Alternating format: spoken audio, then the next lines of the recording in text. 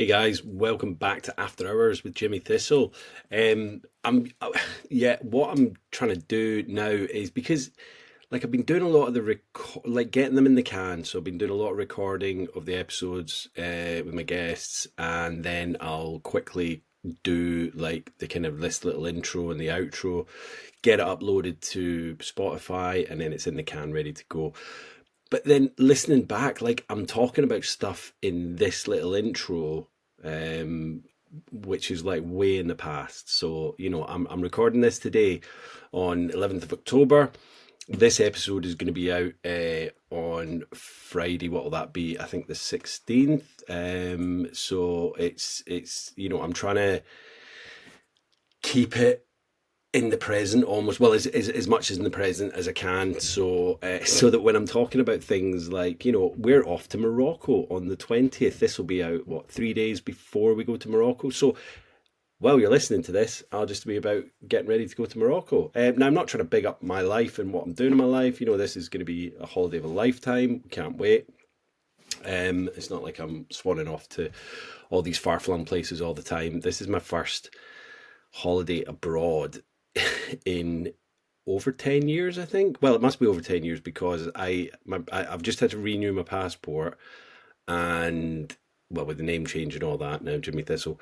But before that, my passport that I got when I was 32-ish, it never got used. It never got used to go abroad. It's never been stamped. It's never been through any foreign borders. So, that's a lot to do with my drinking days. I didn't have the money or the inclination to get up and do a bit of traveling or whatever.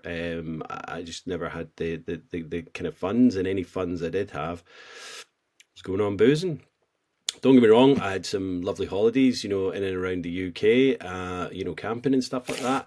So, you don't have to go abroad to have a really nice time, but it is good to kind of get yourself out there and see different parts of the world. Anyway, I'm rambling.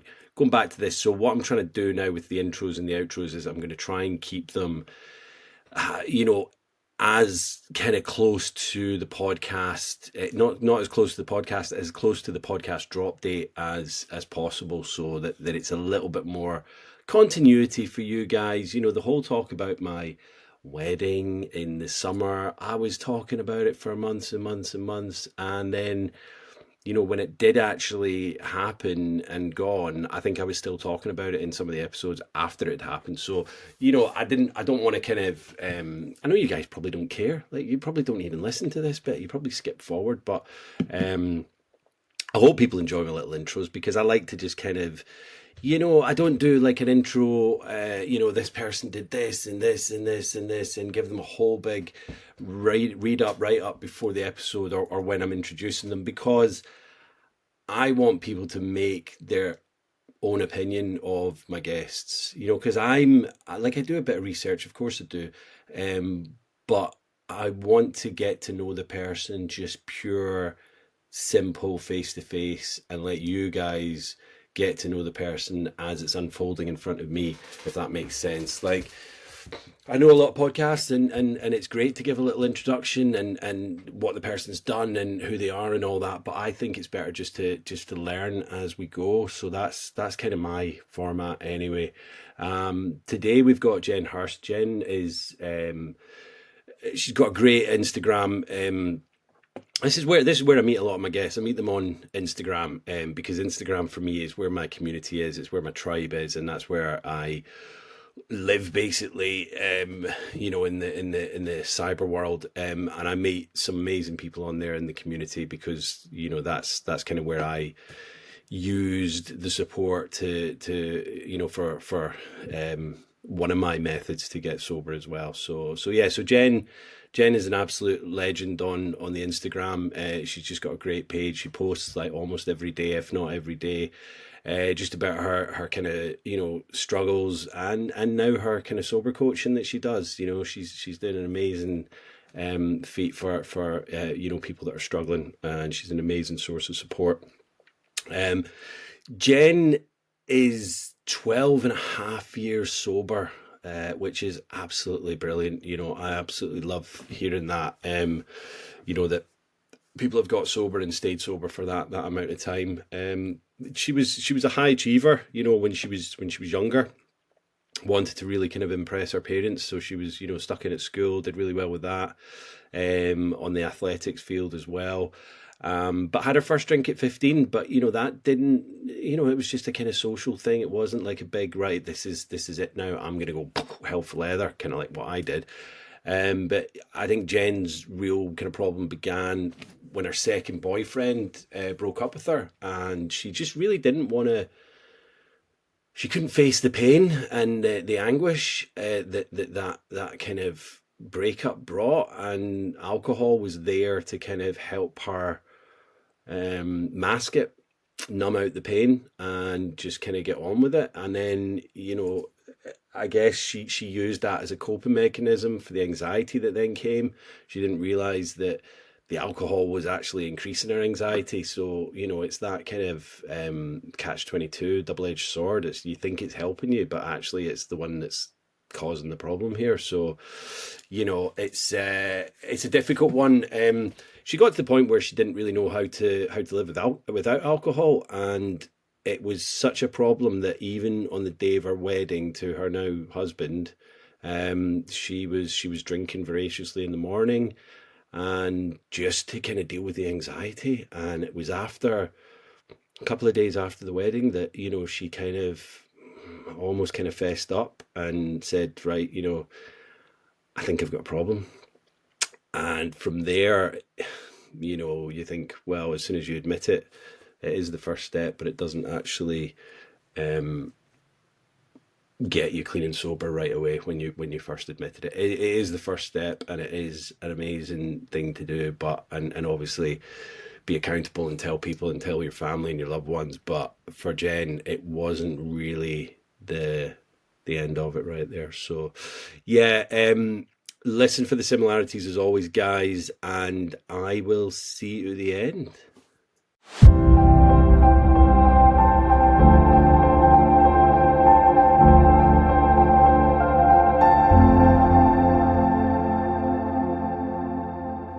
Jen, welcome to After Hours. How are you today? How's your energy? Because I know that you've been through a little bit of kind of like illness recently. Yeah, how are you? Yeah, well, maybe not so much illness, but Sorry, yeah, surgery. surgery. And what's Yeah, so yeah. great is that even when you do get sick, so we were just talking before this, my daughter's upstairs under the weather, is that Mm, when we get sick, at least it's not because of drinking.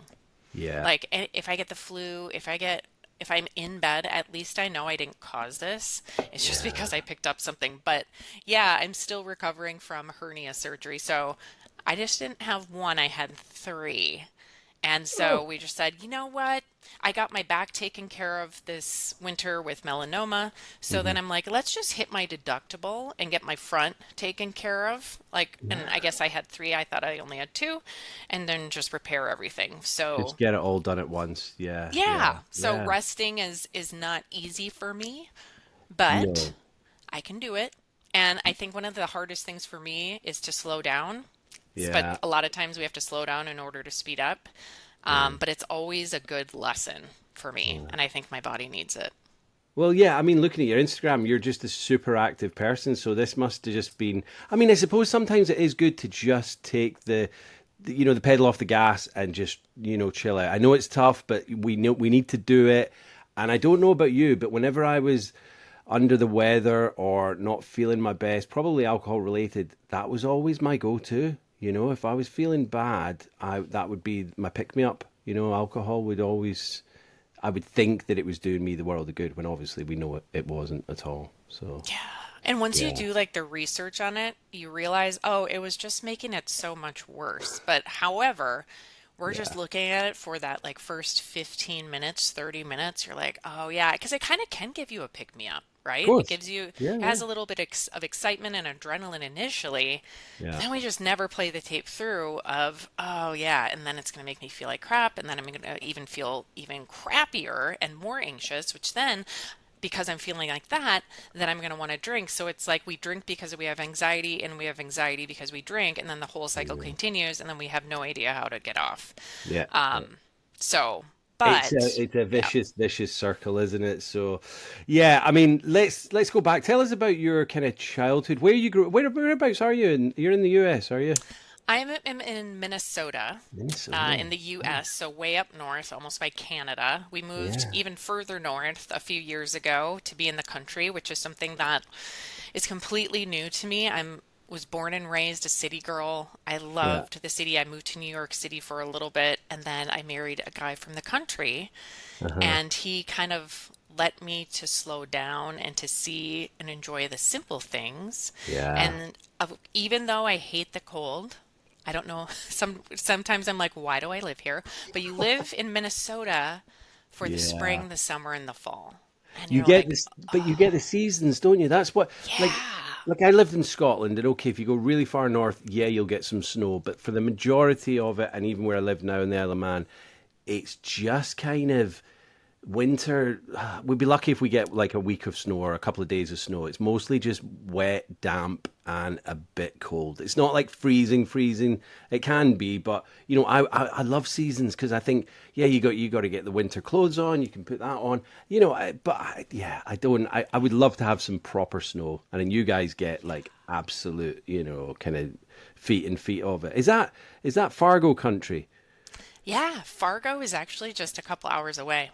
Wow. I Okay. know, but Okay. it's so great because, like you mentioned, the seasons that you get, Yeah. because you wouldn't know if it's 70 degrees and sunny every single day. You wouldn't know how great it is unless you Mhm. experienced the harsh winters. And then when you get to Yeah. that first, like 45 to 50-degree weather, you're like, oh my gosh, this feels so great. However, Yeah. if 70 degrees was just our way of life, it just, you never really appreciate it, right? And so it's kind of Exactly. like Yeah. getting sober, of where you can appreciate the hard times, because it then led to these amazing times of Hmm. in sobriety. Now, not saying sobriety is perfect and amazing. However, because we know where drinking can take us, Hmm. now we know where sobriety can. Or if you're sober curious, where could sobriety take me? Right? Oh, I'm without a just doubt. interested Without a in doubt. that. But Yeah. it's great to have that contrast, so then you Mhm. know how good you can feel, and you can know how great the weather is. So when it does come, when you have those harsh winters, you always know that Yeah. first 50-degree day is freaking coming. Yeah. I mean, I get it, and I know we could talk about the weather for hours, but You're like, interesting. guys, stop Yeah, about the no, no. weather. I know people would be like, "What are they on about?" But interesting one thing. Once I got past my first year, and I'm a gardener now. I never was a gardener. I was interested in like growing veg and things like that in my drinking days, but I've learned all of my trade now. But actually, the first year, it was when I started noticing what things came out first. Like the snowdrops, and then I guess it's the daffodils, and then maybe I'm probably going to get it wrong, but the bluebells and things like that. I had no idea that this was the kind of sequence of, I knew the seasons, but I didn't know, oh, the daffodils are out, it's spring's coming. You know what I mean?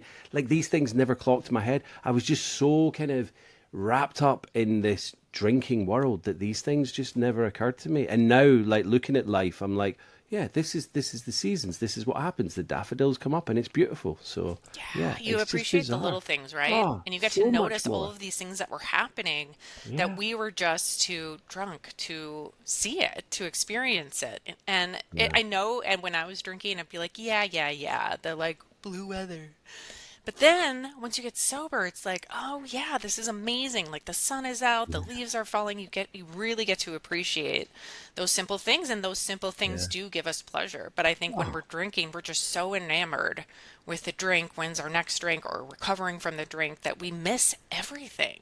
we do. Just Yeah. narrow-minded, and it's so sad to live a life like that. Looking back, no, it's like this is just without a doubt the way to go. But anyway, so tell us about your kind of childhood, where you grew up, and when you had your first drink, then, Jen. Yeah, well, I came and grew up from a great family. I mean, Hmm. none of my parents were alcoholics or anything like that. My grandfather was, so initially my mother rarely drank, right? Yeah, They yeah. never really drank around me. They would have a beer, but yet they would always keep like a liquor cabinet, and like it would just sit there and sit there and sit there. And so again, I was raised in a great home, kind of from Hmm. a perfectionist family, where And again, I've done a lot of work in sobriety of, giving my parents compassion and seeing how I can help my children to not strive for perfection in Hmm. everything that they do, to just have fun and experience life. But having that mentality really stuck with me in, adulthood as I was trying to figure out who I was and, achieving. And I would put so much pressure on myself to get good grades, to win awards and things like that, that I just Hmm. couldn't handle all these expectations to prove to my parents to earn their love, whether Right. they knew it or not. It kind of instilled in me this perfectionist tendency. But I mean, I had my first drink at 15. My parents were out of town. My two girlfriends were over. They were like, let's Hmm. just do this. And one of my friends had already drank. And so we raided their liquor cabinet, had like 13 shots or something. They both got sick. I didn't, felt crap after the day after, but that didn't ignite this like, oh my God, I love this, Yeah, yeah, right? okay, And yeah. so I think everyone is different. Everyone's story is different. For me, it was a lot of putting pressure on myself, using alcohol to manage anxiety, and then Hmm. it till it just came to a point where I couldn't stop. However, now doing a usage history, which I did in the many treatments I've been to, which is where you kind of Hmm. write out your alcohol story, I Of was able to course, yeah. pinpoint, okay, when did it turn from college drinking Hmm. to, okay, take this pain away? And for me, it was when my second boyfriend wanted to go on a break. Hmm. And I think heartbreak, I think sometimes we can just pinpoint where it planted a seed within us, because Yeah. I went back to my first boyfriend and I said, I never want to have to go through that again. It was awful. I never want to experience that pain of, oh my God, you thought your life was going to be this way. And then it Yeah. completely changes all of a sudden, and you don't know what to do with this sadness, with this change. And so the guys I was living with, they were had some Adderall. And so I know we were talking about taking cough syrup, right? To kind of have an Yeah, upper to yeah. feel better in a hangover. But for this, they were like, look, if you take this, you're going to feel like God. And this was right after he wanted to go on a break. And I'm like, I don't do drugs. But then Yeah. little did I know alcohol's a drug. Did Of not know course. that until like 4 years ago. Yeah, yeah, yeah. And so I'm like, sure, whatever. And so I did it. I felt amazing. I'm like, this is the best thing ever. I dyed my hair, I stayed up all night, and then it wore off. Anxiety crept up. But then I'm like, okay, if I could do this, if this happened with Adderall, I could do the same with alcohol. I could just Yeah. take away the pain. Or anytime that I get nervous, I can just drink. As someone who has social anxiety, as Yep. someone who gets very nervous to talk in front of people or to, small talk, things like that. So anytime before a date, before we went out, all of that stuff, I would start drinking by myself.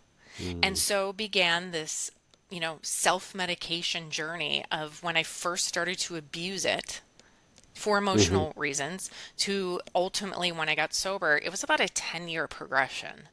And so that's why it can happen kind of slowly and until the point where I didn't know how to stop. So that's really how it started was yes, just experimenting at my parents, Yeah. using it, just to have fun and party in high school and college Yeah. until the breakup happened and then ignited the idea, okay, I can start doing this with alcohol. Yeah. However, it didn't really start to become a problem until the year leading up to my wedding. Like a real big problem. There was warning signs in my drinking. Yeah. Like I got a DWI in January 1st, 2005. I would black out a ton and not know what happened and wake up next to people I knew, but not sure what But not happened. sure how you got there, or yeah, yeah. Yeah, and trying to piece together like making super embarrassing things that I did and hearing about it and just feeling awful. Yeah. Trying to figure it out. But again, it was kind of just like my comfort. It would lessen the anxiety Hmm. initially.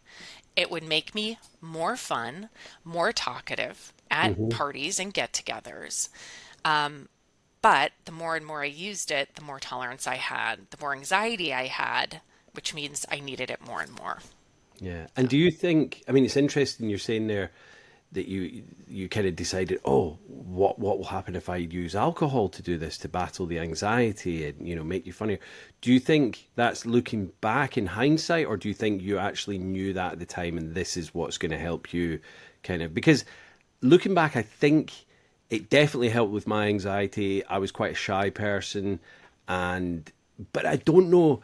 It was also like this is what everyone else is doing, and I enjoyed the buzz of it. So it was kind of like, did I know that I had anxiety then? I knew I was quite shy, and I knew that it opened me up to being a bit more, loose-lipped, and I thought being funnier and all of those things. And but I don't know if I consciously went, right, I need to drink to do that. I think I just did it because it was what everyone did, and also this less anxiety came along with it. I don't know if there was a conscious choice for me to do that, to battle that, if that makes sense.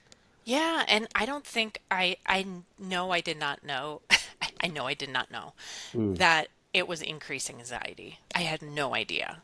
I Yeah, thought, yeah, like you, it's going to help relieve my anxiety. And again, I wanted to escape the pain. yeah. I wanted to escape the pain. And also, I wanted to be liked. And I thought if I was extroverted, Hmm. people would like me, right? I was known as Fun Jen. And Fun Jen was Drunk Jen. And Yeah, so if I didn't have that, you know, if I was shy and didn't know what to say, would people still like me? Right? So, yeah. but I had no idea that it was raising my anxiety. It was making it so much worse. If I had known then what I know now, I probably would. Who knows? But my story would have been completely different. I'm not sure. True.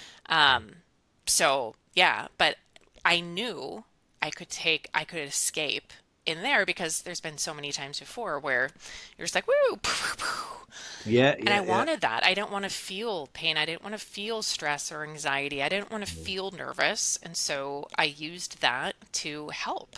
And I thought I was. I'm just like, I'm just going to do that. And yeah, it did relax me Hmm. initially, Hmm. but it always ended up with regret and embarrassment and things like that. But I just thought I had anxiety.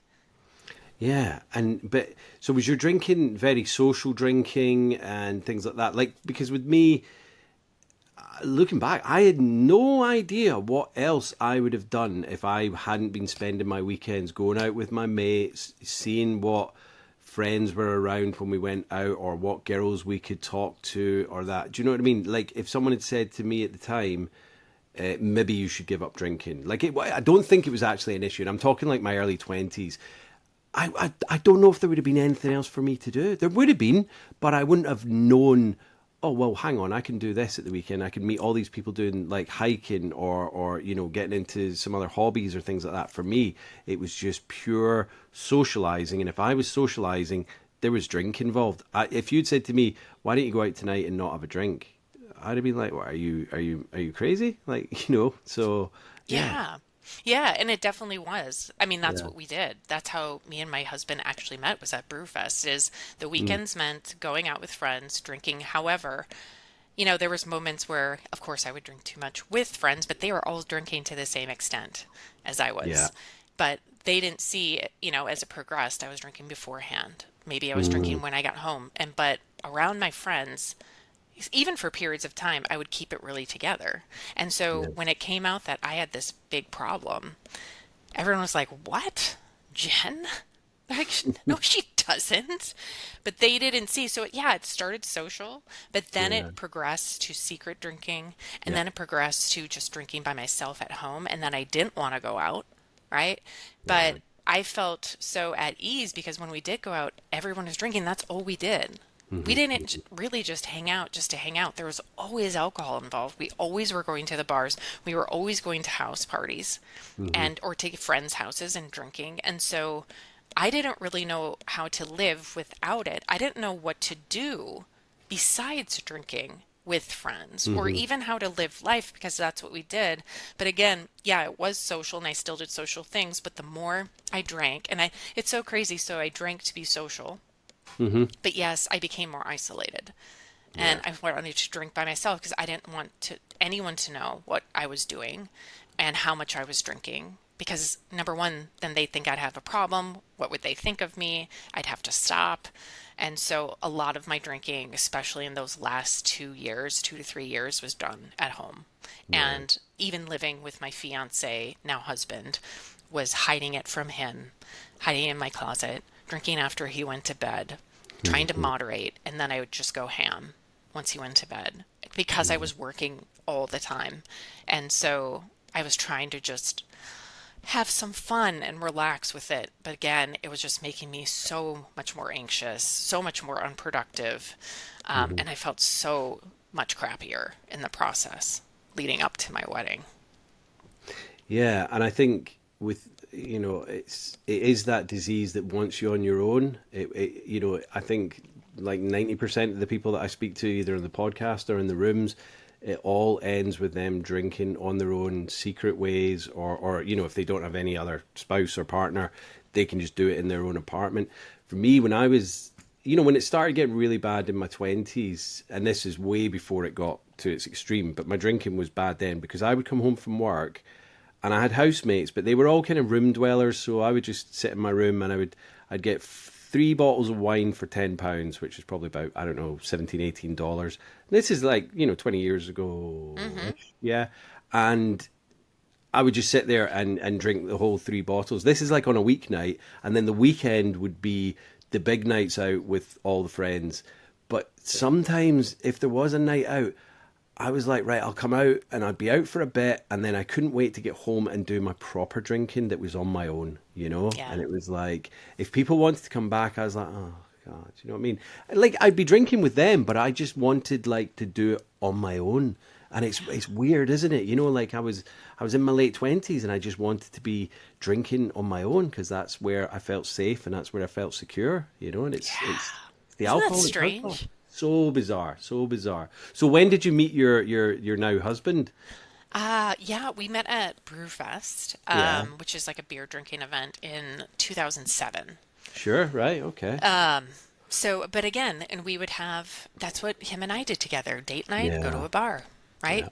We used to have, like these days where we were just, I mean, he doesn't have a problem, but we would just drink all day sometimes. Or like yeah. Sunday, let's go to the and play bingo, or maybe that was a Saturday or something, and do that. And so I met him there, but again, he didn't have any idea of what was Hmm. going on because I was so good at hiding it.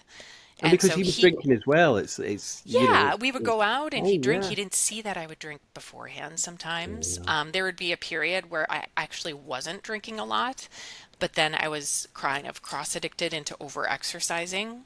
yeah. So that's also a real thing is that I wasn't drinking as much, but I was transfer addiction into over exercising for a period of time. But Hmm. he didn't actually really find out until a couple days after our wedding, of Wow, how bad it was. And then that's why I say if you go to my Instagram, there's like before and afters. yeah, And I don't really have a lot of before pictures of me because, number one, we didn't take as many pictures going out yeah. because the phones that we have now were not the phones we had. Flip phones, we had all those. And so I take and my before picture is my wedding day because I was I was not there. I was drinking. I blacked out the day before. I was taking Adderall, like you said, to feel better on my wedding day. Yeah, I yeah, started chugging vodka the morning of because I was so nervous. I don't like the spotlight on me, which is so weird because what I do now, the spotlight is on me, even yeah, on social media, right? But it's in yeah. like a But you can handle it in a now. way where you're not in front of millions of people. I mean, you don't feel Yeah, like that. It's you and your camera, not in front yeah, of yeah. like hundreds of people. And so I just didn't know what to do with all that. And everything had to be perfect and this and this and this. And I was drinking leading up to the wedding. And so I just wanted to get through it. I'm like, just get through Hmm. it, get through it. And, I don't remember the evening of my wedding. And it was really the day after, a couple days after, I just collapsed. I was so exhausted because I was doing my full time job. I was doing freelance full time. I was doing my wedding all by myself. And Hmm. I literally was just burned out. Um, Yeah. so I stopped trying to hide it. A couple days later, I started drinking. Even though I was drinking around the clock before, I just started drinking. I didn't like show up to work. It came Ah, out, to my husband. He was like, "What the heck did I marry?" yeah. And I said, "I don't care. I'm done. I got through the wedding, and I'm This is absolutely me. done." Yeah, you're just like this is me. And did you like? I thought you were gonna say, and you were just like, I'm not hiding it anymore. You were gonna tell him like, I need help, or were you just like, no, this is me. I'm gonna kind of continue No, drinking. and I did, and actually, it was, I believe, a month before our Hmm. wedding. He he traveled a lot on the weekends. He's a Okay. geologist, and so I would be by Nice. myself a lot. And so I used those weekends. I'd get a bottle of vodka Yeah. or wine and I'd just ham it up. I'd work and then I'd drink, pass out, wake up, try to feel better, Yeah. run to try to sweat out the alcohol, to go work again. And so it was in this point when he came back and I was super hungover. And I just said, I think I'm an alcoholic. And Mm. this was like a month before. And he's like, no, you're not. Because he didn't see all these things that Yeah. happened. Yeah. And I'm like, okay. I'm like, I just, there's some times where I drink, where you've been gone, where I just drink a lot. And I'm really concerned. And I don't know if I Hmm. need to go to a meeting. And like Alcoholics Anonymous really scared me because Of course. for me, I didn't fit into that profile because my profile, judgmental, stereotypical, is okay, a bum with a brown paper bag, homeless. Yeah. And I'm like, I don't have that. I have a Yeah. job. I have a boyfriend, fiance. I have all of these things. I'm high functioning, but I cannot stop. And I'm drinking a ton. Hmm. So I didn't know what that meant that, and I didn't want that to come out. It's like right before our wedding. And so I just like, I can't cancel our wedding. I have to get through this. How am I going to get through Hmm. it? And so I was battling all of this inside my head for so many months, and I didn't know who to talk to. I was giving myself these goals. If you can go 3 days without alcohol, you're not an alcoholic. If you can go 5 days, you're not. And I could never really get past day two. Wow. And Okay. so I'm Yeah. like, Yeah. and I was just freaking out. And so, yeah, I did come out before that, but he convinced me, like, you're okay. We'll just do this. Maybe you tell when your friends come over that you don't want to drink, you're trying to Hmm. like Hmm. feel better for the wedding. So I did that. But again, even after that, I knew something was wrong. I didn't refuse help. I just don't know what to do. Yeah. So began this year and a half journey of us and me going to my first AA meeting drunk, him coming with me, making sure I went, getting my Hmm. sponsor. That didn't work. Going to outpatient. Okay, I did a couple outpatients, kept relapsing, but had periods of sobriety, like all of this stuff. Going to my first inpatient, loved it. Hmm. Okay, then going Yeah. back and getting my second DWI, like it got so much worse. And like you said, which kind of connected us, then I Hmm. started dabbling in different forms of alcohol where Yeah. it went into mouthwash. Then it went into rubbing alcohol once. And then into hand Wow. sanitizer, where my cravings were so bad and my withdrawal. I don't even know if it was cravings, but my withdrawal was so bad of like Yeah. shaking hands where I couldn't write anymore, Hmm. where I would have to drink to be able to write, Yeah. Yeah. that it just kept me in that cycle. And so I switched to mouthwash, which I heard in treatment that you can just drink that because it's basically the same as like a bottle of vodka. Yeah. But cheaper. And yeah, it's cheaper. Much I didn't cheaper. feel shame going into Yeah. Target and buying Yeah. mouthwash, as in rotating my liquor stores with the hat on my face and glasses. I would Yeah. start to wear glasses to hide my puffy, the bags under my eyes. Because you can tell, right? When someone's been Yeah. drinking, But you can smell it. the thing with that is, I had my shops that I would rotate around. I called it my Holy Trinity, and it was like, but they didn't care. I would go in one morning to like the Spar, and I'd be suited and booted because I'd have left the work, I've left the house to go to work. So this would be like 8 a.m. or 7:30 a.m. and I'd be buying a bottle of vodka, and I'd always say like, and I'd be puffy and looking haggard and all that, but I'd be suited and booted, but looking a mess. And I'd always like say, oh, it's someone's birthday at work today. This is a little joke present. They didn't care. They didn't care two shits what I was buying. And like, if they saw me 4 times a day, they really didn't care either. So it was just me and my own shame and my guilt. But yeah, I did the same. Like, I had 3 different shops that I'd go into, and it's crazy. I wonder how they feel, like a clerk who works there and someone has a problem and they Mm, keep coming in, or maybe they even smell like alcohol, right? I yeah. probably did. And like, I don't know. It just got me to be curious of like, I wonder how they feel, if they feel, I mean, I I'm not think sure what they can do. They have to probably sell to someone unless they're completely intoxicated. unless they're completely intoxicated, I think that's the reason they don't sell them. But like the shops that I go into the UK here, they're like little mini marts, like news agents. So they're selling everything. It's not like they're just selling alcohol. So they're just not just seeing people buying booze the whole time. So me coming in at 7:30 and buying a bottle of vodka, and then the next person's buying some eggs and a paper. Do you know what I mean? So it's not. they're probably not really registering in it. And if I came in like with my clothes hanging off, and a brown paper bag ready to put my bottle in, then they probably start going, "Oh, that guy, shame." They probably just didn't think anything of me coming in every other day of the week to buy this. Yeah. They Did probably you? thought, "Go on, sorry." No, I was gonna say, did you like add in other items with the alcohol to make it seem like you weren't just buying the alcohol? I'd probably be buying cigarettes or a vape, or yeah, maybe sometimes I'd buy a sandwich like for my lunch and that. But like towards the end, like I was going up to our local petrol station which sold booze, which I find is the weird. Do they sell that in the US? Can you buy liquor in your petrol stations, gas stations? Like No.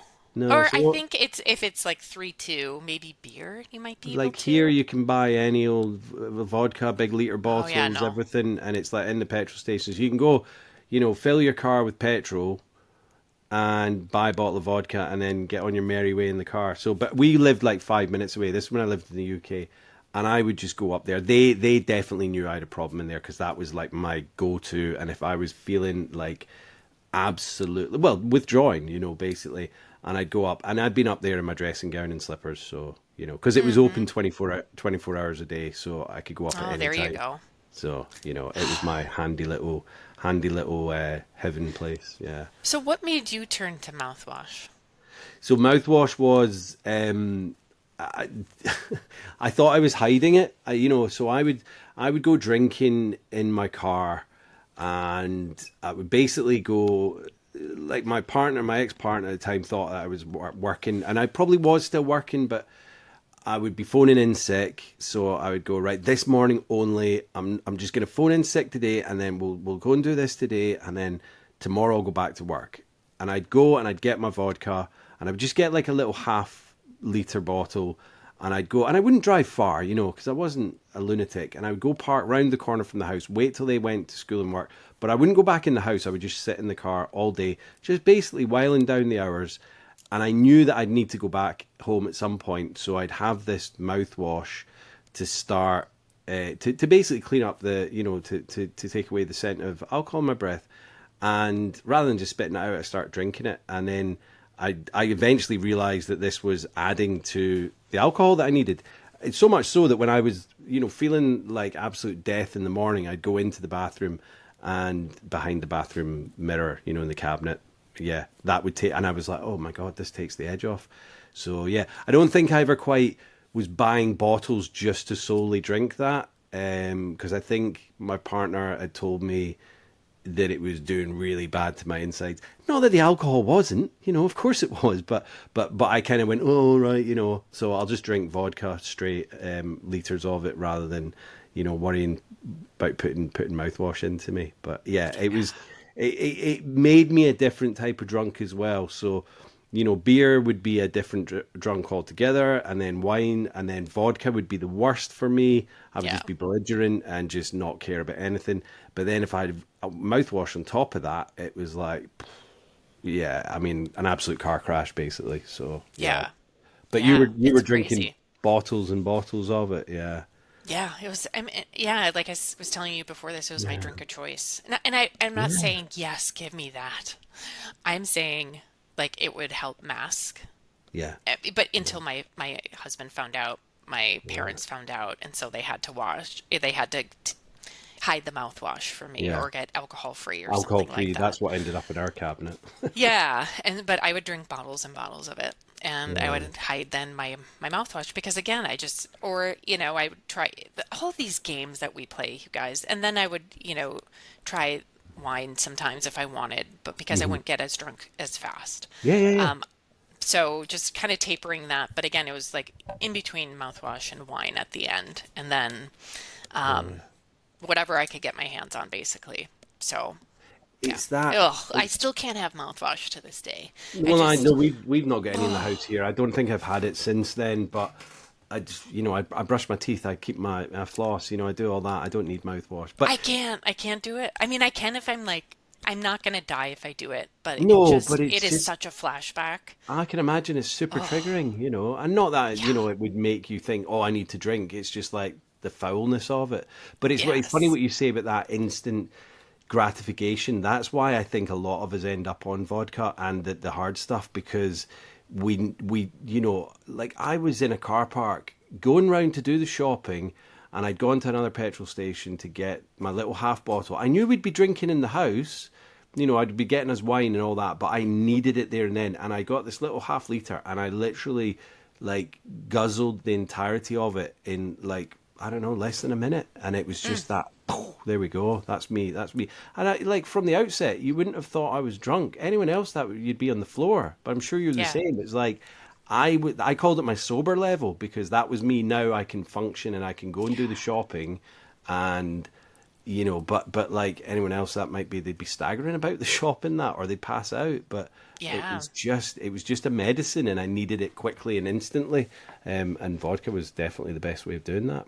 So And would you you do it to say, just like feel normal. I was at the yeah, end, I was yeah, just doing, like I said, to take my shakes away. I yeah, would just do it to feel normal. yeah, And that's where it can take you. The more and more you consume is, of course, the withdrawals are so intense that, yeah, okay, now I can actually function because I have that in my system, to yeah? call off the withdrawal because, man, And it's, it's not fun. I mean, I've never taken heroin, but obviously seen the films, and they get the sickness, and and I went to NA over here, so I know a lot of people that are in recovery from, they're clean from heroin, and they're like, this is the sickness, it's at the end they're only taking the heroin not to get high or not to get buzzed, they're taking it to stave off the sickness. And Yeah. essentially that's what alcoholics are doing. Hmm. We're just trying to, we're not drinking to get drunk. We're drinking to feel some semblance of normality again. And Hmm. but you never get there, because you're either in a state of, you know, not drunkenness, but inebriated maybe, but you're still functioning. But or the other level is this, the absolute sickness of it, and you just, yeah, withdrawal is just horrible, and I never want to go through that ever again. I Isn't that couldn't even great? You never imagine. have to go I through it. know. And so I, in my program right now, they're on day 4. And so I'm Oh like, no. okay, they're in the thick of it, right? But those first few days are I mean, are the absolute hardest, Yeah. absolute Yeah. hardest. And so just knowing it, and it also just brings me back. And so I keep reminding them, you Yeah. never have to go through this again. Just think about it. Don't confuse sobriety with withdrawal. This is not Hmm. what sobriety feels like. This is your body detoxing a poison from its body.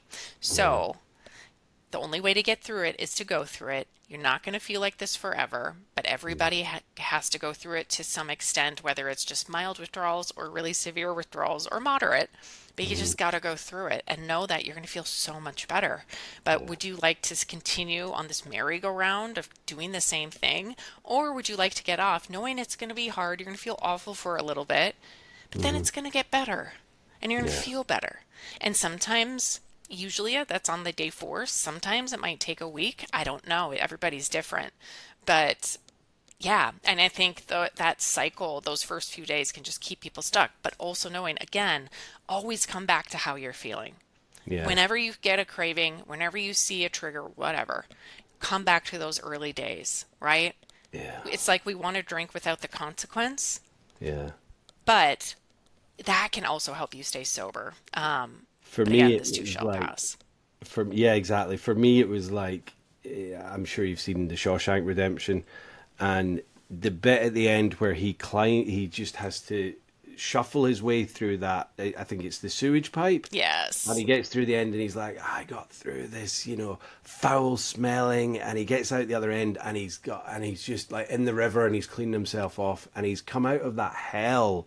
But Hmm. but to come out of the hell, he had to go through this like almost even worse, like shorter period where he's like in this like absolute stench filled shit, and then he gets out, Hmm. and he's okay. And I always like, because like the hell that we were in is the prison of Shawshank, and then that withdrawal, that detox that you have to go through is the pipe, and then once you're out, it's like, okay, it's not all singing and dancing at the other end, but it's definitely better. And then you're on that road to, wherever he goes to down in Mexico, Sewataneo. So yeah, I always like to think of the Shawshank as being my analogy for that, but it's Ah, that's such a good analogy. Then you're all yeah. driving down in that convertible Yeah, with the wind in your hair he's and getting the sailing boat ready, and do you know what I mean? And yeah. that's what sobriety is all about. It's like, but it's telling people you've got to get through that little tiny window, and it's not long when you look at the rest of your life and the scale of it. It's. So where was your rock bottom? When did that happen, and what did you do to kind of get through that? How was your kind Yeah. of withdrawal? I wish I could. I feel like I've had many rock bottoms, but my Yeah. initial or my final rock bottom was, oh gosh, of course, April 23rd, 2013. But I was living Yeah. with my parents at the time. My husband had kicked me out for All right. drinking. And so I had to go with my parents, with my dad to his office so they could keep tabs on me, make sure I wasn't drinking. And so it was that day. And even before then, I would try to sneak. He worked downtown. I would find these ways to sneak to Target to try to get mouthwash. And so it was on We're April 20th. so we're so clever. We're so I know. we can put any of that effort into sobriety, but also just quickly, how? So you got married, and how long after the wedding was this that you were kind of A year and a kicked half. out? So a year and a half this went on from, like, after 4 days after the Yeah, and wedding, you again, I said, was yeah, with the journey of, okay, let's go to our first AA meeting. Okay, yeah, then let's talk to this person. Okay, then, okay, what about outpatient? Okay, will my yeah. insurance cover it? Okay, it wasn't until August of 2012, so almost a full year after I got married, where I had the courage to do my first inpatient at Hazelden Hmm. in Center City, Oh Minnesota. wow, wow. And because I always thought I was going to get laid off for my job. I'm like, I can't go away for 30 days. That's ridiculous. But at that point, I'm like, I don't have any other option. Hmm. And then coming out, relapsing, going back for their extended care, and it just kept getting worse and worse and worse. And then DWI, February 14th, 2013, I had to blow into this breathalyzer in my home to make sure I wasn't drinking after DW, like all of this stuff in a couple Oh yeah. months, which then led to being kicked out, getting pulled over. Oh, yeah, that was in February 14th. Anyway, so yeah, I was at my dad's office. I started drinking in the morning. Hmm. Was hiding my bottle of vodka. I remember throwing up in the trash of his office. Hmm. And then next thing I came to, it was, I think, in 2 o'clock or something. And they're like, I was back home at their house saying, you're going to detox. And that'd be my second time there. So they took me to detox. They actually took me to the hospital. Their hospital beds were full for detox patients. And I just came to because I had blacked out and my mom was standing by me and I'm like, and I started crying. I just help me. I didn't know what to do. And so they transferred me to another detox facility, which is not fun. It's kind of scary. Yeah, And where, they gave me a great meal. And I just remember just scarfing down. I was so stinking hungry. And I blew a 0.34. And yeah. so just knowing that, and I know that's high, that's not the highest I've seen. I know it's not a competition, but that scared me It's still a because lot. It's still a I had lot. been Yeah, drinking like that for 2 years. Like yeah, how many other times did I get away with it yeah, and get to wake up another day? That was just another day of drinking, right? And so it was that moment. And again, I had to sleep it off. And you were monitored, which is nice. They can give you some things to help through with withdrawal, so it's a little bit more comfortable. hmm, But I hmm, woke up on April 24th, 2013, and I just said, "Oh my God, I'm done." I hmm. remember talking to a girl, I think she blew a 0.38. We're like asking what each other blew or something like that. We were all so getting our vitals taken. And I was all alone. My husband wasn't talking to me. My parents were talking to me. I had no money. I had lost my job. I had lost my car. I Hmm. had probably $200 to my name. And I just said, I don't know what's going to happen. Hmm. I'm just not going to drink. As long as I don't drink, I can't make this any worse. And I knew that in my heart. I think before I really wanted to get sober, I just wasn't ready. Yeah, I yeah, yeah, just wasn't definitely. ready. Yeah, And I just like, I'm just going to do one more time. yeah, And I also was kind of experimenting and taking some Adderall on and off. Even though I didn't have a problem with it, I liked the yeah, way it made me feel because it would make the hangover go away. I could get a lot done and make up for all the time I had lost while drinking. yeah, But I also wasn't honest with my husband about it. I'm like, I yeah, have to get honest with him because this is preventing me from getting sober. So it was in treatment where I had to call inpatient facilities. I actually had to call a homeless shelter because my parents didn't want me to come back there. My husband didn't Hmm. want me to come back there. And I'm like, I have nowhere to go. I have Hmm. no idea what to do unless I get a hotel room, but they're not going to trust me there. And so I just explained, I'm like, okay, where are the nearest homeless shelters? And so from that point forward, got a chemical assessment, agreed, my parents agreed to let me stay there for a couple of days until I can go to my last inpatient. But again, I had no idea what was going to happen. I had so much stuff to clean up. I had to do jail time for my DWI. I had to pay so many fines and lawyer fees. I didn't have any money for inpatient, but I went to a different place. So my third inpatient in the cities in Wayzata, Hmm. Minnesota. I loved it. And I got a plan or a scholarship where it would be like $2,700 to go for a 30-day stay. So I charged it on my credit card. Like, I don't know how I'm going to pay for this, Hmm. but I know I am literally going to die if I don't go.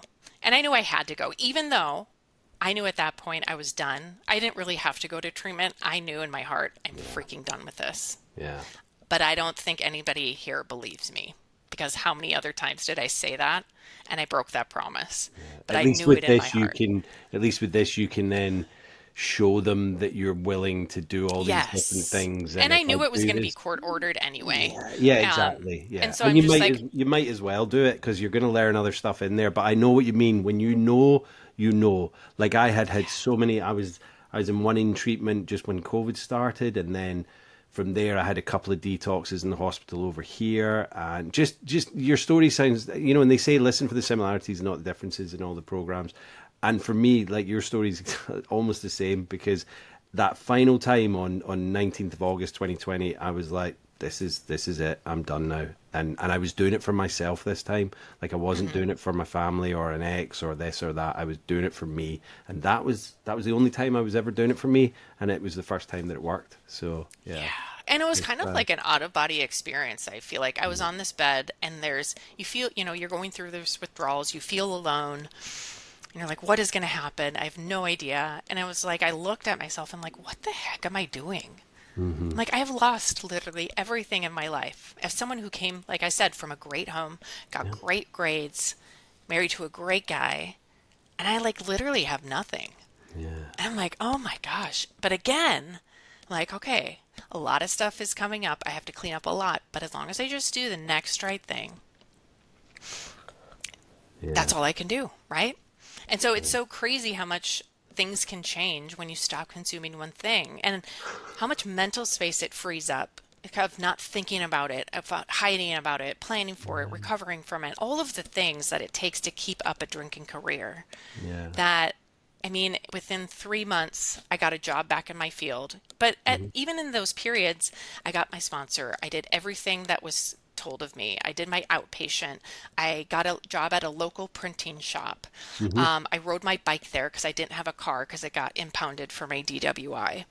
I kept doing it. I did my probation officer. I did all of those things. And it feels so good to do a Yeah. UA, a Yeah. urinary or analysis, whatever it's called, and not be freaked out by it.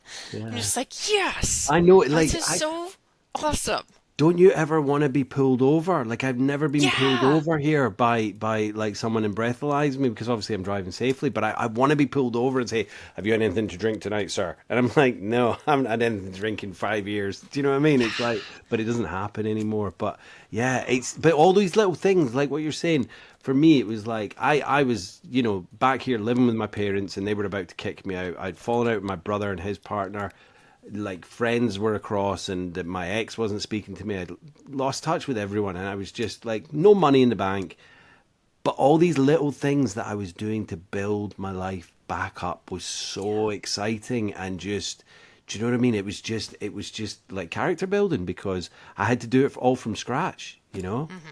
Yeah. And so when did your, you know, so did you do AA as well then? You're saying you got a I sponsor? yeah, Yeah. because that's all that they taught then Yeah, yeah, in yeah, yeah. treatment, and so that's all that they recommended, and nothing Mm-hmm. wrong with it. So I did No, it no. for I don't even know 7, 8 years. Yeah, yeah, yeah. Did the Good. meetings, got my sponsor, did the steps a few times, Yeah. until I just found a way that was working for me. Yeah. And I wanted to share it, and that's kind of how I started to come out about my sobriety. Is once I came out, it started to ignite and started to build this community. Yeah. And oh God, it gave me so much confidence once I didn't have to hide it, and I didn't want to hide it. But I Hmm. lived in the sober closet for 4 years, and I didn't think that it was something to hide because the more that I hid this, the more ashamed that I felt. But once I came out, it was just a huge weight lifted off my shoulders, and it really changed my entire life. So I like to say I have two recovery dates. I have April 24th of 2013, but then I have September 7th of Hmm. 2017 was the day I came out, which is the day that kind of changed my entire career, my Yeah. family, all of those things, which is so nuts, which is so crazy. So you're 12 and a bit years, is that Yeah, right? 12 and a Yeah. half almost. And I guess, because even in the 5 years, and I'm the same as you, I've got mine there. Oh, awesome. I love it. And I think I got mine after 3 months, and people were like, whoa, dude, like 3 months and you're getting that. And I would tell people the same, like 3 months, whoa, hang on with the tattoo. But I knew it was like Yeah. that. But back then, so like, yeah, within the 5 years that I've been sober, the community has changed and people's attitudes has changed so much. We still need a lot to do to bring the stigma down, because like what you were saying there earlier about, the homeless on the park bench with the bottle in the brown paper bag. As soon as someone mentions the word alcoholic or Alcoholics Anonymous, it's got this instant negative stigma around it. And I'm Hmm. guessing 12 years ago, it wasn't. It was still way, way, way to go for that. I bet there was probably wasn't even any alcohol free stuff at that point, No, to it was drink. like O'Doul's. And so actually the Yeah. first company that sent me some non-alcoholic stuff was a company called Groovy, so Gruvi. Oh yeah. And they Okay. sent like non-alcoholic beer. I'm like, oh my God, can I Yeah. do this? And so I tried it. I'm like, this is weird. It tastes like beer. But I Yeah. didn't feel triggered by it. No. No. No. And No. then they No. also have like an NA wine. I'm like, let me try that. I'm like, oh my gosh, this tastes like wine. And it Yeah. has zero alcohol in it. Like, this is Yeah. crazy. And so, yeah, there weren't the options back then. And I think, like you said, it can deter a lot of people from getting help. And also, the fear of judgment, too, of people Hmm. who know about Alcoholics Anonymous. And if you're in it and just having that stigma. But we have come so far So in far. the past 5 years and past 3 years. It keeps growing, even this Yeah. past year. Yeah. Yeah. Yeah. I mean, the non-alcoholic market is booming, and the Hmm. more and more people that are choosing alcohol free because they want to feel better, not because they have a problem, because No. they want to feel better. Now I think people are just getting curious and doing the research, and they're like, why am I even doing this? Yeah. And I mean, it's like Maya Angelou says, once you know better, you do better. I'm like, look Yeah. at what you're putting in your body, just like I'm doing with food, Yeah. and like really limiting and Xing out some of these food sensitivities that I have. Why aren't we doing that same with alcohol? It's It's like, so why am I bizarre. using this? Is Yeah. it like, what kind of benefits do I get? How would I feel better without it? Have I Yeah. even given myself the opportunity to take 30 days without it just to see how I feel? And if I Yeah. can't, okay, then let's see what's going on in there. Why can't I go 30 days without it? Yeah. So it's just a lot of questions, and I think the sober curiosity is just rampant right now. And so I people are just seeking that out, and it's so cool to see. I love it. I love seeing it, and I'm so glad I got sober at this time and space, because, like, not only for my age and for my health, but because I'm here to see this community grow and grow and grow and grow. And like, I think Canada has labels on bottles now. Ireland has, and the UK will probably be the last one to do it because they're absolute numpties. But I think when I first started the podcast, like I was saying, oh, maybe it's going to take like 15 to 20 years before it goes the way of smoking. But actually, I think we're getting to the top of this kind of the crest of the wave, and then it's just going to go down. I think people are changing their attitudes. Young people are definitely not drinking as much because people are they're googling things and they're going, well, why am I drinking something that's causing 7 types of cancers? Do you know what I mean? It's one of the leading causes of breast cancer. Like, why are people still, doing this mummy wine culture and all of that? It's like, once people start to realize, it's like the floodgates are going to open, I think. And Hmm. I'm glad that we're kind of on this side of it to go, not to say I told you so. I'm not doing that, and I don't want to be preachy, but I just want people to know what we know, because I had no idea when I was drinking. I didn't know it was so bad for you. I thought, yeah, if I continue to drink, I'll be like 60, 70-year-old and I might get cirrhosis and all that. Like, there's people in their 30s that are getting cirrhosis and they didn't drink half as much as me, and it's like, and I feel blessed that I did not have any long lasting effects from the alcoholism, but Yeah, it's madness, isn't it? same Yeah. here. Well, and I didn't even know if it was a drug. Yeah. I was Yeah. like that clue because we say drugs and alcohol. Yeah, why is it not the same thing? Yeah, Why don't you just say drugs? It's a drug in liquid form. It's the same yeah, exact thing. exactly. So it's like if I would have known that, and I know you're like common sense, Jen, but it wasn't, I didn't know that. And I didn't No, know how much how much it multiplies your anxiety. yeah, If I would have known that, I mean, who knows where I would have taken it, if that would have even mattered. It's like, stay out of the sun, it causes skin cancer. You're like, yeah, mom, whatever. I like my tan or something yeah, like that. yeah, But who knows? I think people deserve to have make an informed decision exactly. before they start to put that in the body. But however, it's marketed as the complete opposite. It's Hmm. marketed to help lower anxiety. It's going to help you relax, take the edge off. You deserve it, Hmm. right? But Hmm. if you have a problem with it, that's your fault. Yeah, If because you have we've a told problem with a you highly addictive substance, it's that's one your of fault. I'm the sorry. it's one of the tobacco and alcohol are like two of the most addictive drugs like known to man, and they're Yeah. the legal ones. They're the most damaging, they're the most addictive, and they're the legal ones. And it's like, where is that? And going back to the smoking thing, like if you said to someone says to you, "Oh yeah, I gave up smoking," they're like, well done, well done. You tell someone you've given up alcohol, and they're like, why? Did you have a problem with it? And it's Why? like, you don't have to have a problem to give up alcohol. And I think a lot more, like as we said, the attitudes are changing, but Yeah. it's still that crazy thing. It's It like, why was have you like given that up for a long alcohol? time. It's Oh, like, I don't know. Do you know who Jim Gaffigan is?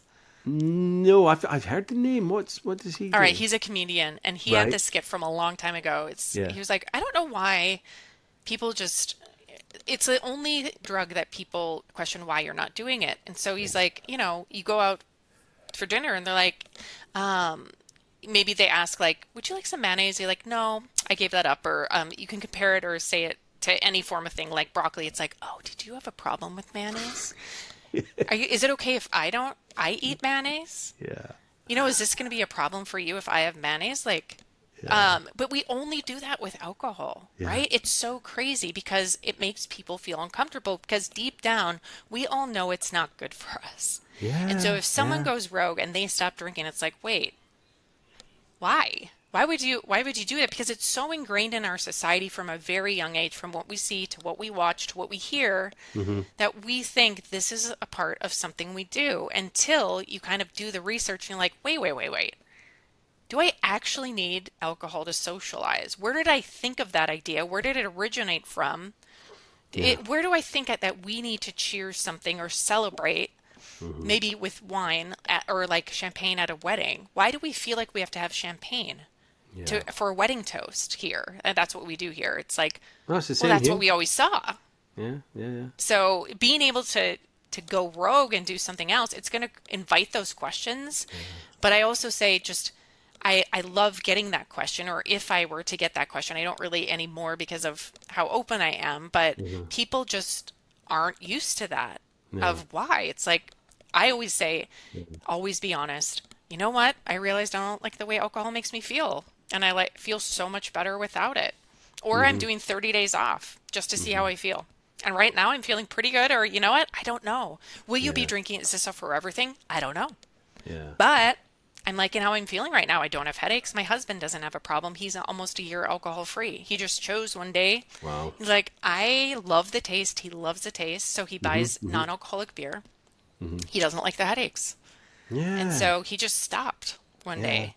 Um, Well, so it's yeah. funny because like if like say we went out for dinner on Friday night and we went to this restaurant and I decided to have this meal and it was a burger, it was a new type of burger and they put something in it and I ate it and then I next day, oh my God, I don't feel well. Do you know what I mean? I'm never gonna eat that thing again. but we Yeah. do it every week with alcohol. It's absolute madness, isn't it? Well, yeah, and Um, like I even do this with food too. Sometimes I'm like, who cares? I know I'm going to feel like crap. At least we know. yeah, And yeah, and so over time in my sobriety, early sobriety, I was eating crap. I was yeah. eating like big gulps of diet of Coke Zero and like peanut butter jelly and Skittles and all of that. But over time, I just tune in and be like, how do I feel after I eat this? Hmm. I'm Hmm. like, oh man, it makes me bloated, it makes me tired. And it's like, and sometimes the next time I'm like, yeah, I still have it. And then I feel bloated and tired. And you're like, I don't really want to feel like it tastes delicious, like pizza. Love pizza. Yeah, It yeah, yeah, doesn't love yeah, me back. I feel like yeah, crap. yeah, So every yeah, time I've kind of done this with food is like, how do I feel after I eat that? yeah. And yeah, it tastes delicious initially, but I know I'm going to pay for it. And Mm. more often than not, I'm going to choose a healthier option Yeah. that doesn't, of course, taste and ignite that dopamine, but I feel so much better after. And that's what same thing I did for alcohol. I now do kind of for food and whatever I put in my body. I really Hmm. want to do it to fuel it, not to say I don't treat myself. Of course I do sometimes, but more often than not, I'm choosing things that my Hmm. body runs better on. Well, my sister-in-law, I'm not sure if well, she probably is lactose intolerant, but it's the cheese that does it for her. So, Hmm. like, if we have like a takeout or something like that, she goes. I don't know if you guys have it, chips and cheese. It's a kind Mm-mm. of it's a delicacy. I think it's a Canadian thing, but the Isle of Man people will tell you that it's a Manx thing. So she just has a special pill because she knows she'll suffer the next day, but she loves it. So she just has a pill, and she's like, "I'll take my pill, and then I'll do it." But it's only a treat every now and then. She's not going to do it all the time. Yeah. But it's just bizarre. So, Jen, tell us what it is that you do now. You said you had a kind of change of career once you'd got kind of sober and clean. Yeah, Yeah. isn't that crazy? I think, I always thought I was supposed to do big things, and I always thought that was supposed to be with graphic design since I'm a designer and art Hmm. director. Hmm. And so once I came out, I can't say my life changed overnight, but over time, people started to ask me questions of, okay, what do you think about this? And I'm struggling with this. And I started coaching people in my messages. And so it kind of led to, I don't think I'm supposed to, and I used to help women lose weight as well. I don't think I'm supposed to help women lose weight or design this. I think I'm supposed to help them get sober. I'm Yeah. like, no way. And it was something that I never talked about. And I didn't think people cared. Quite honestly, I didn't think people cared to hear my story. And and now it's something that I love to talk about and that Yeah. I always talk about is my story. And over time, it helped me feel more confident. It helped lower my shame. And now it just feels so good to also now help women get sober, stay sober by taking care of themselves. Because I think when you get sober, it's not just quitting drinking. You Hmm. have to change a lot of things, but also add in some things that are going to help you to feel better and boost that dopamine that we were seeking in alcohol. So, movement, so exercise, getting out on walks, writing gratitude, reading, like we were saying, the more that you know, like do some research, do some personal development work. Hmm. That helped me gain the most clarity in my sobriety of really discovering who I am, why I did the things I did, and how to do them better, Yeah. of drinking water and all those things. And so, what I do is I create challenges in these groups for women where we all start on the same date, whether you're on day one, maybe you're on day 10 or day 100. And we commit to these habits and we check in. I coach once a week, we meet once a week. It's actually today, right after this call, that we're Oh meeting. wow. I connect them in these smaller groups so they get to know each other and like Yeah. 10 to 11 other women on a more personal level. So I really try to create this community that's online and do the best I can with all of these different touch points for them to garner that sense of safety and security with other people, to be honest, to be open, to talk about it, and also have Hmm. fun in Hmm. this process and also make Yeah. this an exciting thing and something that they want to do and not something that they have to do. And Yeah. getting them through, of course, they're on day 4 right now, getting them through those first few days of sobriety. And okay, here's what you can expect. And I Yeah. think Yeah. once you can know what you can expect, feeling tired, feeling groggy, feeling down, it's a lot easier to get through it instead of thinking that there's something wrong with you or that it's always going to be like this and that you can't get through it. And when you have a group of like 78 other women, 75 other women, Wow. Also going through this, you can be like, oh, you feel like crap. You feel tired. Oh, she's getting out for a walk. Okay, she's doing it. It's like, oh, okay, I'm not alone. There's nothing wrong with me. And I know I'm going to feel so much better, right? Because you Yeah, can see yeah, people yeah. further down the road. Yes, I have many years, but there's also women in the program with many months, or they retake the program because they Hmm. just want to reset. They want to feel better because they know they can see, okay, I know it's not always going to be like this, and what I'm feeling is okay. I don't have to drink over it. I'm not going to die. Yeah. And here's some things that I can do to make it a little bit more comfortable from my experience of, yeah, here's this, here's some things that you can do, right? So yeah, and I love group coaching. I also have a membership for women who've taken my programs or who just want that sense of community where we Hmm. have we Hmm. daily meetings inside there. We have guest speakers, we have a book club, we have workouts, we have challenges. We just did a bingo challenge. Nice. So I'm just trying to make it fun and exciting Exactly, and and not just, the kind of humdrum of, oh, I'm sober, and yeah. because sometimes, and don't get me wrong, like I did NA and I loved the fellowship, but and it was great, and I loved hearing the stories, but sometimes it can just be the same, and if you keep doing Hmm. it for a year and years, like I didn't want to be a 60-year-old kind of going into the same meetings and going, hi, I'm Yeah. Jimmy, I'm an addict. You know what I mean? It was Hmm. like, yeah. So where can the listeners find you? I mean, I'll put everything in the description of the podcast, but tell us where people can find you. Yeah, I like to hang out on Instagram. So my Yeah. Instagram is Jen Lee Hirst, Hmm. JenLeeHirst. So I try to post every single day in there. And even in my stories, you'll probably see me walking a ton Yeah, yeah, yeah. because that's where I get my alone time. And I try to do it every single day because I get such an energy boost from it. And Oh, then of my course. website is joinlighthousesobriety.com, where you can check out my programs, my membership, and all the stuff coming out.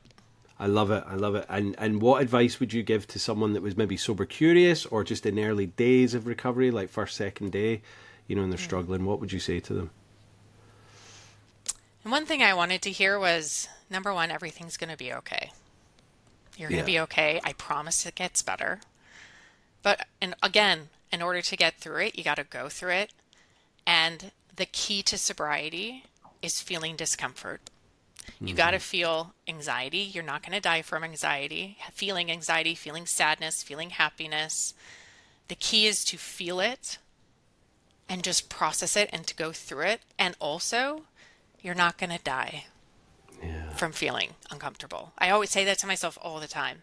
Okay, I only got 2 hours of sleep because I'm going through withdrawal. Okay, that's all right. You're not going to die. Yeah. Yeah. What can I do tonight to help ensure and get my body ready for bed? Right? So, all of these feelings we can feel, and I think anxiety can feel like you're going to die. I'm going to Yeah. freaking die. This fear, my withdrawals. And again, doing the research on withdrawals, if you're experiencing severe withdrawals, definitely seek out doctor and get medical attention. However, you will not die from feelings. Hmm. However, you can die from the action you choose based on that feeling. Yeah. Yeah. So just breathe through it, play the tape forward. You're not going to die. I promise it gets better. I love it. I love it. And if Jen could go back to, when drinking kind of became a problem, when you first started noticing it in hindsight, there's two paths in front of you. One, the one you're on just now, or one where you just kind of cut it out your life and never drink at that point. Which path would you take? Oh, the one I have now. Yeah. Because I honestly, if I never would have gone through what I went through, I wouldn't have done the growth Hmm. that I've done because of my sobriety. I don't know if I would have had my kids Hmm. if I Yeah, didn't go yeah, through yeah, of that. course. Exactly. Met my husband if I wouldn't have gone through Yeah. that. And so I think, the hardest times build the toughest armor, and the Yeah. hardest things can bring on the best of things. And so those hard things can make you into such a confident and such a tough person. So any hard thing that comes my way now, I'm ready for, and it doesn't scare me because I've Mhm. already done the hardest thing that I'll probably will ever have to do. And if I can do that, I can do anything. And so I can you. totally, I totally concur with you. And sorry, would you say that you regret getting sober then, Jen? No, do I regret it? Yeah, No. Oh yeah, my gosh. I wouldn't be 12 and a half years if I regretted it. I would have gone back, exactly. right? I Yeah, never yeah. regret it. I never have regretted getting I, sober. I don't Not think one there's day, not one second. I don't think there's It's many that always do worth it. regret it. It's the most wonderful thing I've ever done in my life. And lastly, Jen, do you have any recommendations for one or all three? A podcast, a book about quit lit, or a film, or all three? Ooh, I would say a book. Yeah. Beyond Booze by Sarah Rusbatch. That's been, and Right. of course, This Naked Mind by Annie Grace, but Beyond Booze, if you're a woman, you can read it if you're a man, but she talks about hormones and things like Yeah, yeah, that. yeah, yeah, yeah. I just think it's just a well-rounded approach to getting Yeah. started with sobriety, where a lot of the same things I teach with nutrition and exercise, things like that. I highly recommend Beyond Booze by Sarah Okay. Rusbatch. Okay. I I haven't recommend it read to it, all but my clients. it's definitely on my list of ones to read because I get books all the time from people on the podcast, and I'm like, I need to work my way through them, So I I know. I have them in I Audible, have but so many books. I'm like, I cannot buy another book until I yeah, actually finish all of these. I have so many. exactly, exactly. Well, thank you, Jen. That's been an absolute pleasure getting to know you and having you on the podcast. Is there anything else you want to add to the listeners, or? Oh, just thank you so much for having me. If you guys have any questions, please Yeah. reach out on Instagram. I'm always in my DMs. I'm always checking those. And I mean, it probably won't be the same day, but I do check every single message I get. I'm always here to support you. Hmm. And I just want the best for you. And please don't think that if you have a setback, that that's your story. I think those setbacks are so stinking important because it's really what you learn in that process. That can It's, be the catalyst for you making that click and getting to the point to put it yeah. down for good. So, It is. yeah. It is part of recovery. I mean, I think there are people that obviously decide to stop, and then that's them stop. But majority of people have to go through a couple of relapses, and get a little bit further down into that rock bottom, and then they get better. So yeah, Yeah. yeah. No, thanks very much, Jen. It's been an absolute pleasure. Speak to you soon. Cheers. Awesome. Thank you guys. Yeah. Wow. Thank you, Jen. Amazing, amazing story. Thank you so much for sharing. It was just a pleasure getting to know you and hearing your story, and I just appreciate your sobriety. I'd heard Jen on Marcus's podcast, and she spoke about her usage of mouthwash, and I was like, wow, okay, kindred spirit here, someone else that drinks mouthwash. Now I know there's probably millions upon millions, but when you're in that situation and you think you're the only person that does it, so it was just, I wouldn't say lovely to hear someone else doing it, but I just thought I need to get Jen on the podcast and find out about her usage. Her usage of the mouthwash was way more than mine. But it's just it's insane, and that's the nature of this disease. It causes you to do insane things, and for Jen to have lost pretty much everything, $200 in her account, husband not speaking to her, parents not speaking to her, literally hiding the booze from her father, and then getting another DWI. It's those things that then you're like, right, I've got to do something about this, and that's it. It's got to that point, and I want people to realize and not let it get to that point. This is the whole purpose of the podcast, and people like Jen coming on and sharing their rock bottom stories, because it doesn't have to get to rock bottom like Jen and like myself. Jen also, had her, sobriety for 4 years out of the 12 and a half. It's, because of this stigma that surrounds it all. And it's just a horrible place. It is getting better, as we know, but like she said, that weight that was lifted off of her when she kind of came out as sober, she just felt, right, I can tell people about this now, and it's just an amazing story, and an amazing kind of community that we are building, this kind of normalization of being sober. Why the fuck should it not be normal to be sober and not have a drink? It's just insane. Yeah, so thank you, Jen. Jen is the founder of Lighthouse Sobriety. You can find her on Instagram at Jen Lee Hirst, all one word. I'll put all our details in the show notes along with you know, her other links, and she's so Jen is helping women get and stay sober with 6 daily habits and a 10-minute walk. She's currently, I think it's still in it's AF 75 if I've got that right. It's she's doing like, alcohol free for 75 days. So there's all these different kind of tasks and walks and just support for women trying to get sober. So yeah, check her out. I think it's all kind of localized. So if you're in the area, then get in touch with Jen, and hopefully she'll be able to support your struggle to get sober. And it shouldn't be a struggle, but it is, and that's the problem here. So yeah, thanks again, Jen. All your details be in the show notes, and yeah, take care. So yeah, guys, as I say, this will be coming out on the Friday off to Morocco. I'm gonna be doing